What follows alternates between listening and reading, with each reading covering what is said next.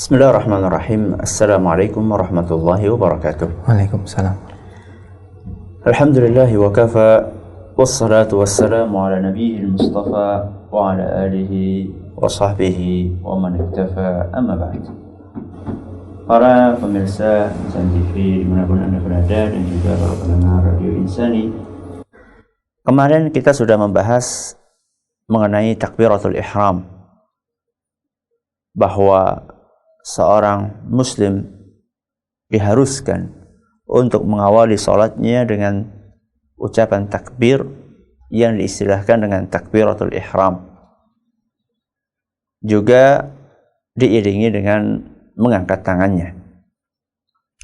Kemudian setelah seorang muslim mengangkat tangannya dan mengucapkan takbiratul ihram, maka selanjutnya yang disyariatkan adalah bersedekap.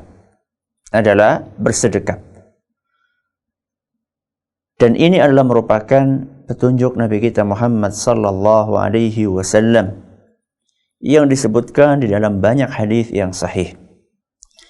Di antaranya adalah sabda Nabi sallallahu alaihi wasallam yang diriwayatkan oleh Imam At-Tabarani dalam Al-Mu'jamul Kabir. Dan hadis ini dinyatakan sahih oleh Syekh Al-Albani. Kata Nabi sallallahu alaihi wasallam, "Inna ma'syaral anbiya'i umirna bi ta'jili fitrina." Kami para nabi diperintahkan untuk menyegerakan berbuka. Kami para nabi diperintahkan oleh Allah untuk menyegerakan berbuka. Menyegerakan berbuka itu maksudnya adalah begitu masuk waktunya segera berbuka. Begitu masuk waktunya segera berbuka. Tidak usah mengundur-undur. Jadi menyegerakan berbuka artinya adalah begitu masuk waktu maghrib segera berbuka. Tidak perlu diundur, misalnya azan dulu, nggak usah. Loh, berarti makanya nanti azannya telat dong. Yang namanya buka itu nggak mesti harus makan besar. Sekedar dia membatalkan puasanya dengan minum seteguk dua teguk air itu sudah menyegerakan berbuka. Habis itu dia azan. Misalnya muadzin dia. Kemudian setelah azan dia mau melanjutkan bukanya sambil nunggu iqamat, tidak apa-apa.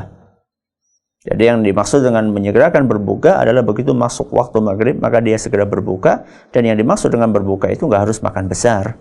Ya, sekedar minum itu sudah bisa dianggap sebagai berbuka.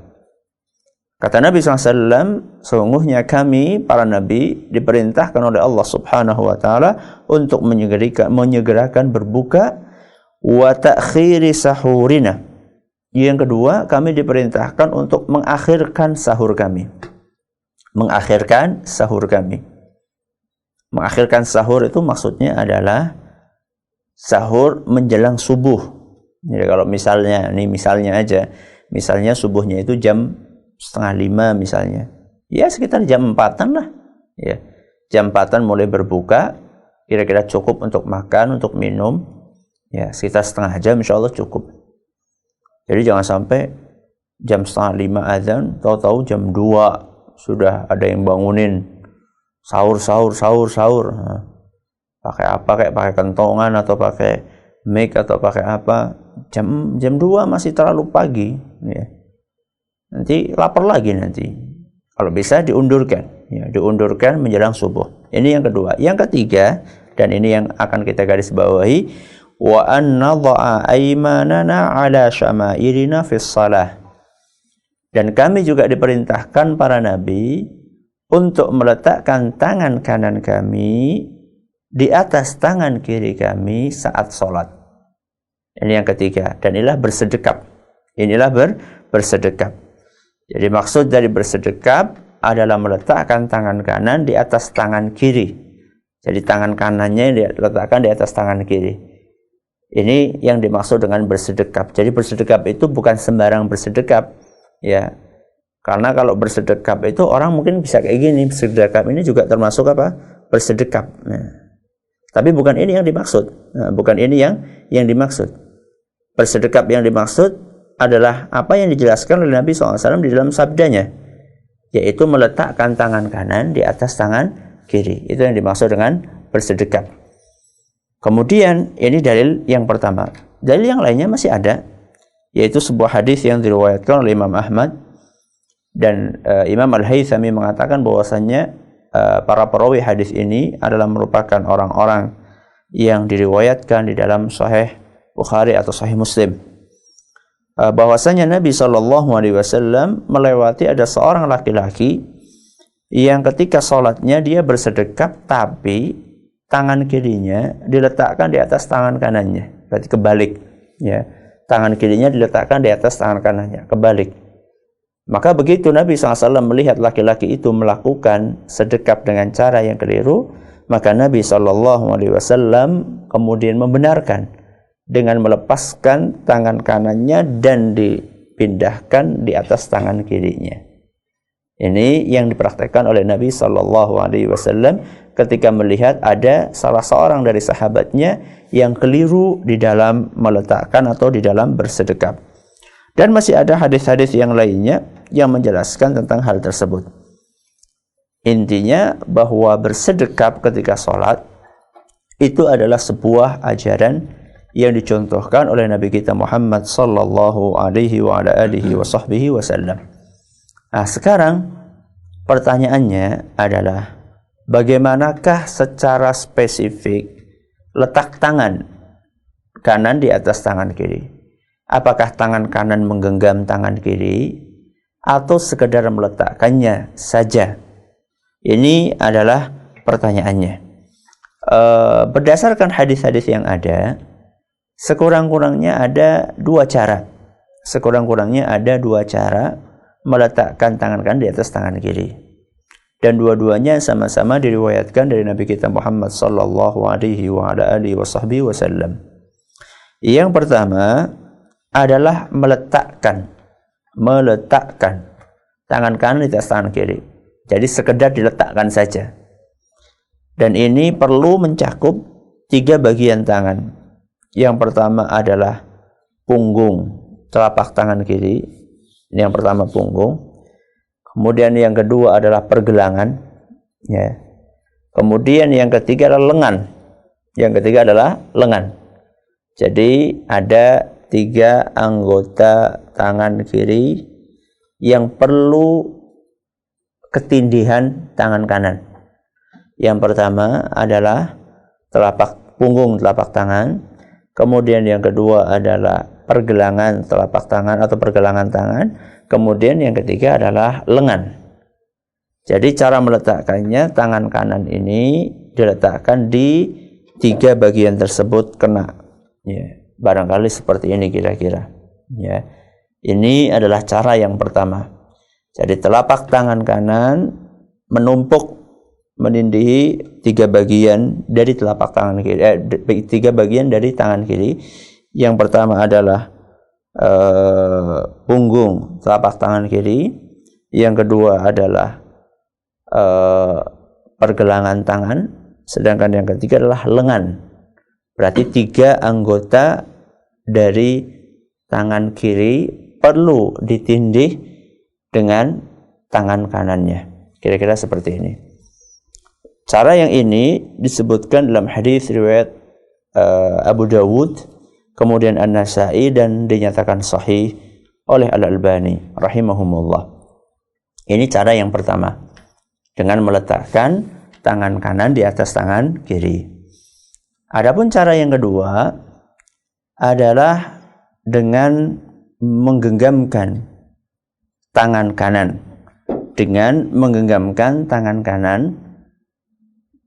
atas tangan kirinya. Kalau tadi cuma meletakkan saja, yang kedua lah digenggam, artinya ini tangan kanan ini menggenggam tangan kirinya. Kira-kira seperti ini, ya. Jadi digenggam kemudian diletakkan di atas dada sebagaimana yang nanti kita akan jelaskan. Ini ada 2 cara. Cara yang kedua ini disebutkan dalam sebuah hadis yang diriwayatkan oleh Imam An-Nasa'i dan isnadnya dinyatakan sahih oleh Al-Albani, di mana Nabi kita Muhammad sallallahu alaihi wasallam diceritakan oleh Wa'il radhiyallahu anhu, "Ra'aitu Rasulullah sallallahu alaihi wasallam qa'imun fi shalah." Aku melihat Nabi sallallahu alaihi wasallam berdiri ketika salat, qabadha biyaminihi ala shimalihi, bahwa Nabi SAW menggenggamkan tangan kanannya ke tangan kirinya. Jadi Nabi SAW menggenggamkan tangan kanan di tangan kirinya. Ini hadis riwayat An-Nasa'i. Jadi di hadapan kita ada dua cara yang perlu kita praktekkan, dan ini bisa dipraktekkan kadang-kadang pakai ini, kadang-kadang pakai ini, supaya seluruh hadis Nabi SAW bisa kita amalkan semampu yang bisa kita lakukan. Jadi kadang-kadang kita menggenggamkan tangan kanan kita ya ke atas tangan kiri, kadang-kadang kita hanya sekedar meletakkan saja di atas tangan kiri kita. Dua cara yang diajarkan oleh Nabi SAW, satunya riwayat Abu Dawud, yang satunya adalah riwayat An-Nasa'i. Kemudian pembahasan berikutnya adalah mengenai di manakah tangan itu diletakkan. Apakah diletakkan di atas dada kita, atau diletakkan di atas pusar kita, atau diletakkan di bawah pusar. Ya. Apakah di atas pusar berarti kayak gini, ya, atau di bawahnya, atau di dada. Ini ada perbedaan pendapat di antara para ulama dalam masalah ini, dan hadis-hadis yang berbicara masalah itu bermasalah ditinjau dari sisi keabsahannya. Ditinjau dari sisi keabsahannya ada masalahnya. Yang di bawah pusar bermasalah, yang di atas pusar juga bermasalah. Yang paling mending di antara hadis-hadis yang bermasalah tersebut adalah hadis yang menjelaskan diletakkannya tangan di atas dada. Ini yang paling mending dibandingkan yang lainnya. Makanya karena sebenarnya masing-masing hadis itu bermasalah ditinjau dari keabsahannya, sebenarnya dalam masalah ini sebagaimana dijelaskan oleh para ulama, di antaranya Syekh Muqbil rahimahullah taala, sebenarnya dalam hal ini agak fleksibel, ya, agak fleksibel. Karena sebenarnya hadis-hadis yang ada di situ bermasalah gitu loh. Maka kalau misalnya ada orang yang mungkin meletakkan di atas pusarnya, ya bisa ditolerir, ya, bisa ditolerir. Namun di antara yang bermasalah itu yang agak mending, ya, hadis yang derajatnya agak mendingan, itu adalah hadis yang berbicara tentang meletakkan tangan di atas dada, ya, di atas dada. Ini yang agak mending derajatnya dibandingkan hadis-hadis yang lainnya, yaitu hadis yang diriwayatkan oleh Imam Abu Dawud dan juga oleh Imam Ahmad serta yang lainnya, dan hadis ini dinilai sahih oleh Imam Ibnu Khuzaimah. Dan salah satu dari jalan hadis ini dinyatakan hasan oleh Al-Imam At-Tirmidzi. Juga hadis ini dinilai kuat oleh Syekh Al-Albani, yaitu sebuah hadis yang berbunyi, wa kana sallallahu alaihi wasallam yadha'uhuma 'ala sadri, bahwasanya Nabi kita Muhammad sallallahu alaihi wasallam meletakkan kedua tangannya di atas dada. Bahwasanya Nabi SAW meletakkan kedua tangannya di atas dada. Jadi ini adalah merupakan hadis yang paling mending lah di antara hadis-hadis yang ada. Jadi lebih baik saya tidak katakan harus, karena memang ada sebagian ulama yang menilai hadis ini juga bermasalah. Walaupun mungkin yang lebih kuat hadis ini ya bisa dipakai, minimal derajatnya hasan lah, minimal derajatnya hasan, bahwa Nabi SAW meletakkan kedua tangannya di atas dadanya, di atas dadanya. Nah, di sini sebagian orang memahami dada itu adalah sampai di bawah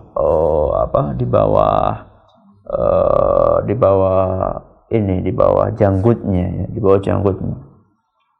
Yang namanya dada itu adalah asal sudah di atas perut itu sudah dada, ya, asal sudah di atas perut sudah dada.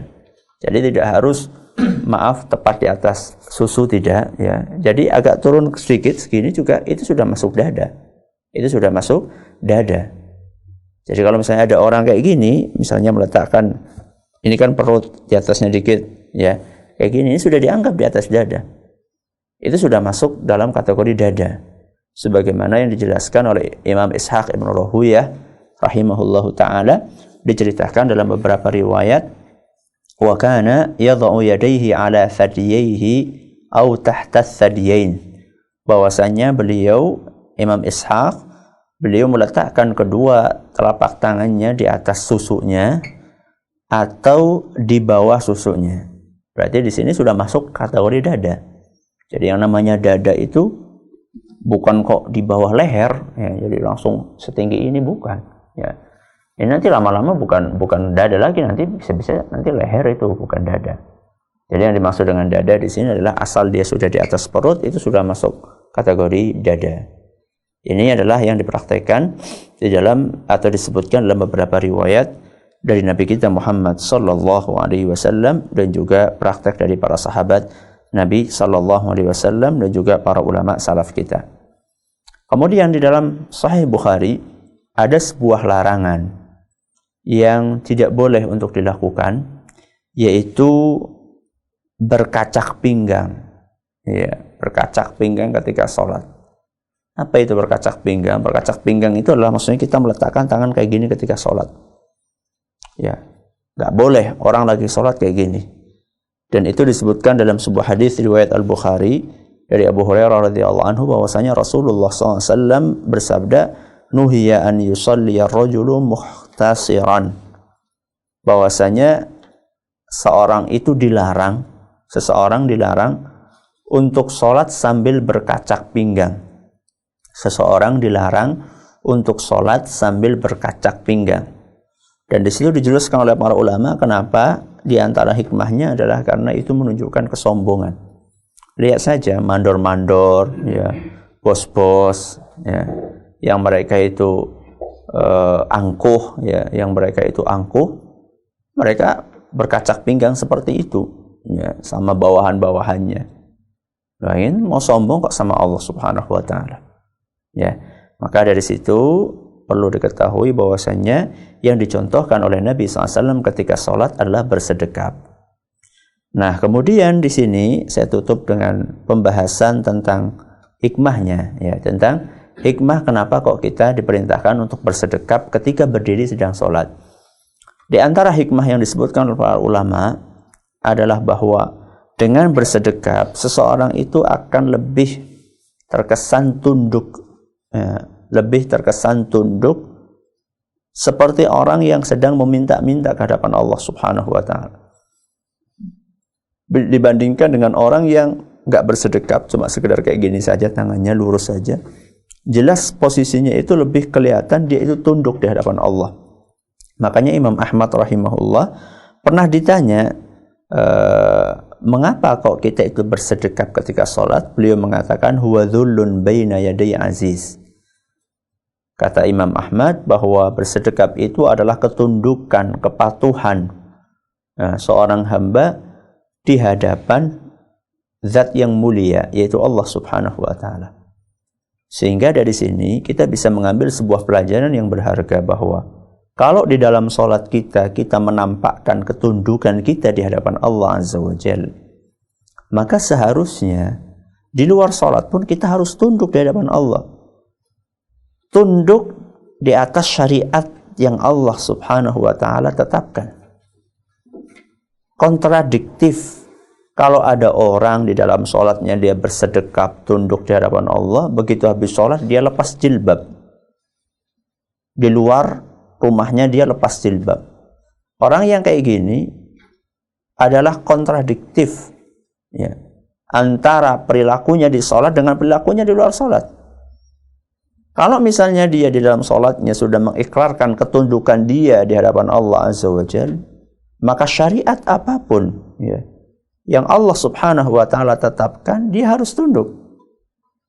Gak usah banyak alasan, ya, gak usah banyak alasan. Suruh pakai jilbab, alasannya panas, kayak gak keren, kayak dan sebagainya. Nah, itu berarti gak tunduk sama Allah Subhanahu wa taala. Kalau memang di dalam sholatnya dia sudah mengikrarkan ketundukannya dengan meletakkan kedua tangannya di atas dadanya bersedekap, kemudian kepalanya nunduk di hadapan Allah Subhanahu wa taala, maka seharusnya seorang hamba di luar salat pun, bahkan di seluruh kehidupannya, dia senantiasa berusaha tunduk di hadapan Allah Azza wa Jalla. Ini yang dapat kami sampaikan pada kesempatan pagi yang berbahagia kali ini. Kemudian seandainya ada pertanyaan, kami persilahkan kepada para pendengar dan pemirsa sekalian. Wallahu taala a'lam. Baik, demikian pendengar Radio Insani di Purbalingga dan sekitarnya, pemirsa Yufi TV, pendengar radio Telaga Dakwah yang ada di Biren Aceh, dan juga segenap pemirsa Insan TV dimanapun Anda berada. Telah kita simak bersama pemaparan dari Ustadz Abdul Zain MA Hafidhahullah terkait dengan masalah bersedekap. Selanjutnya kami mengundang Anda semua untuk bersoal jawab dengan beliau Ustadz Abdul Zain. Untuk Anda pendengar Radio Insani 88 FM di Purbalingga dan sekitarnya, Anda dapat mengajukan pertanyaan melalui pesan singkat ke nomor 085 600 100 880. Dan untuk Anda segenap pemirsa Insan TV, Anda dapat mengajukan pertanyaan ke nomor yang tertera di layar televisi Anda. Dan para pendengar dan juga pemirsa, kami harapkan pertanyaan yang Anda ajukan bersesuaian dengan tema yang telah disampaikan oleh Ustadz Abdul Zain. Baik Ustadz, ini ada sedikit tanggapan dari Ana Ustadz terkait dengan masalah bersedekap ini Ustadz. Ini hukumnya bersedekap ini apabila salah bagaimana Ustadz? Maksudnya apakah itu mengurangi keabsahan sholat atau termasuk rukun atau bukan itu Ustadz? Jadi gini, para ulama kita menjelaskan bahwa bersedekapnya atau meletakkan tangan kanannya di atas dada itu wajib, ya. Meletakkan tangan kanan di atas tangan kiri dengan bersedekap itulah wajib. Akan tetapi detail caranya, apakah di atas dada ataukah di atas perut, itu fleksibel. Bahkan sebagian ulama mengatakan yaitu sunnah. Seandainya kemudian ada kekeliruan, itu tidak mengapa, tidak mengaruhi keabsahan salatnya. Jadi yang wajibnya itu bersedekapnya, tapi detailnya, caranya itu adalah sunnah. Dan Syekh Al-Albani mengatakan kami belum menemukan adanya ulama yang mengatakan wajibnya, detailnya itu wajib. Mungkin dua pertanyaan lagi mungkin. Baik. Kemudian ini Ustaz terkait dengan kita sering menjumpai mungkin orang yang ketika sholat itu tidak bersedekap sama sekali Ustaz. Ada ketika menjumpai di misalnya sedang sholat di Masjidil Haram, itu kan di televisi kita melihat ada orang yang ketika sholat tangannya terjulur ke bawah itu Ustaz. Ini kan berarti sama sekali tidak bersedekap itu Ustaz. Itu bagaimana Ustaz? Kalau misalnya memang ada khilaf di antara para ulama, di antara para ulama Ahlussunnah, di antaranya adalah sebagian ulama Malikiyah, itu menyatakan bahwa memang menurut mereka tidak ada dalil yang kuat yang melandasi hal tersebut. Bagi mereka para ulama yang beristihad dan mereka belum sampai dalil kepada mereka, maka insya Allah mereka mendapatkan uzur, ya. Akan tetapi yang jadi masalah adalah orang-orang yang sudah mengetahui dalil, akan tetapi mereka tetap mengabaikannya. Nah, orang-orang yang seperti ini maka bermasalah karena mereka sudah tahu dalil kemudian mereka abaikan. Adapun para ulama kita, sebagian dari ulama kita yang mungkin berpendapat dengan pendapat tersebut dan mereka belum nyampe kepada mereka dalil, maka hal itu tidak mengapa dan mereka insya Allah mendapatkan uzur. Nah, adapun yang dilakukan oleh orang-orang Syiah, ya, maka mereka tidak menandaskan amalannya di atas dalil yang jelas. Adapun sebagian dari ulama Malikiyah itu adalah merupakan permasalahan ijtihadiyah dan mereka ma'ruf, para ulama kita, ulama Ahlussunnah ma'ruf bahwa mereka itu tidak berpendapat melainkan dengan ijtihadnya. Adapun orang-orang yang saya sebutkan tadi, sebagian kelompok yang menyimpang itu mereka sudah terkenal tidak memperhatikan dalil-dalil syar'i yang jelas, sehingga berbeda antara kelompok yang menyimpang dengan ulama-ulama Ahlussunnah yang berpendapat yang mungkin pendapatnya mirip dengan pendapat mereka. Wallahu ta'ala a'lam. Baik, dua pertanyaan terakhir akan kami bacakan. Pertanyaan selanjutnya dari hamba Allah yang tidak menyebutkan nama. Ini bertanya seputar masalah niat pembahasan pekan yang lalu Ustaz. Assalamualaikum warahmatullahi wabarakatuh. Saya punya masalah was-was terkait dengan niat. Mohon penjelasan cara berniat dalam hati, karena ada yang mengatakan niat itu bukan ucapan di hati, terlebih dengan lisan. sudah berniat bila bagaimana Ustaz? Maksudnya ini niat itu sudah terhitung niat bila bagaimana? Wassalamualaikum warahmatullahi wabarakatuh. Waalaikumsalam warahmatullahi wabarakatuh. Pembahasan masalah waswas saya sudah bahas di pengajian tentang surat An-Nas di ayat min syarril waswasil khannas. Min syarril waswasil khannas, maka bisa dirujuk di sana. Di kajian.net rekaman suaranya, audionya itu ada di sana, atau mungkin ada videonya, saya kurang tahu apakah ada atau tidak. Yang jelas audionya ada insyaallah di tafsir An-Nas, kemudian juga tulisannya ada insyaallah di website tunasilmu.com. Adapun mengenai niat yang ada dalam hati itu memang bukan ucapan, ya, bukan ucapan dalam hati. Akan tetapi Anda berwudu, Anda pergi ke masjid, Anda berdiri di masjid, itu sudah termasuk niat, ya, karena Anda sudah bermaksud. Karena niat itu artinya maksud, keinginan untuk melakukan sesuatu. Jadi ketika Anda sudah berada di masjid, Anda sudah berdiri, Anda sudah berangkat ke masjid, Anda sudah wudu, itu tujuannya apa? Maksudnya apa? Ya maksudnya akan sholat, ya itulah niat. Itulah niat. Nah, baik, satu pertanyaan terakhir akan kami bacakan dari Ibu Hibban atau Ibnu Hibban ini ya. Assalamualaikum warahmatullahi wabarakatuh. Mohon solusinya bagaimana cara yang terbaik dalam mengajarkan dan mengajak anak-anak kita supaya sadar dengan kemauan sendiri untuk sholat, Ustaz. Silakan. Ya, yang pertama tentunya perlu ada pembiasaan. Ya, yang pertama perlu ada pembiasaan, walaupun di awal-awalnya bukan karena kesadaran sendiri. Karena itu wajar, ya, wajar seorang seperti itu. Akan tetapi ketika dibiasakan, maka lama-lama dengan izin Allah Subhanahu wa taala itu akan menjadi sebuah perilaku.